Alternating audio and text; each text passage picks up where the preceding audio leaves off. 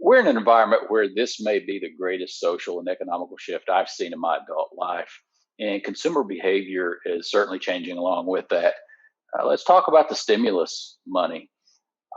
As part of the stimulus plan, many families, this is more money in a lump sum than they've ever received before. This is a great opportunity to catch up on your debt or to start that savings account or add to that savings account. I'm big on contingency planning. I think everybody needs to have a little bit of money set aside for emergencies so that we don't overutilize our credit when times get tough. And I think this is a great opportunity for that. I'm always going to tell people to pay your debts first, catch up on anything you're behind on, make sure you're current on your payments, but put a little bit back in savings.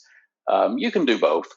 Um, Looking at tax refunds as well, many Americans are going to get a tax refund this year. That just adds to the opportunity to add to your savings account or to catch up on those debts. Also, for those that owe the IRS, they have extended the deadline to May 17th if you owe taxes. So that gives you a little bit of breathing room as well. Something that we're hearing a lot about right now is also the housing environment.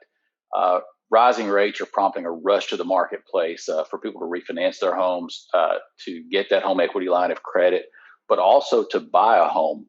We're now seeing more realtors in the marketplace than we are homes available. There's a huge demand and a low supply. People are even being encouraged when you go look at a home and make an offer to offer as much as 25% above the asking price. And it's not uncommon to go and see multiple offers above the asking price for a property you might be looking at. So this is definitely a seller's market. So I encourage people, talk to the realtors, get out in front of this. If you are buying a home, rates are going to continue to rise, in my opinion.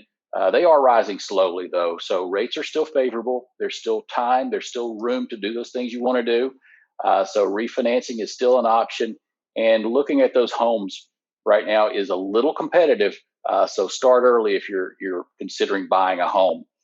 There's also investor groups that are paying cash for homes.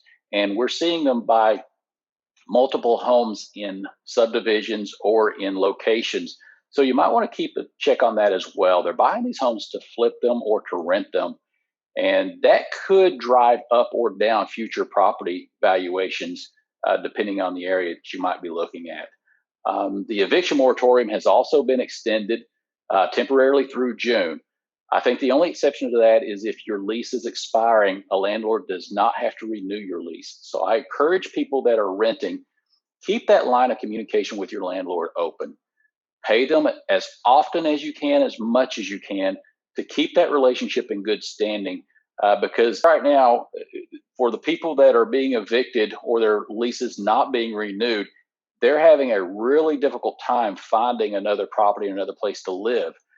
We're seeing a situation to where there's a lot of low credit scores. People have a lot of low credit scores right now, and we need to be looking at ways to increase those scores. Something that we are seeing a little bit of is people that got extensions and hardship programs last year from their creditors. You should not have been penalized on your credit report with a default if you received that extension. So I encourage people at least once, twice a year, look at that credit report, make sure all the information is accurate.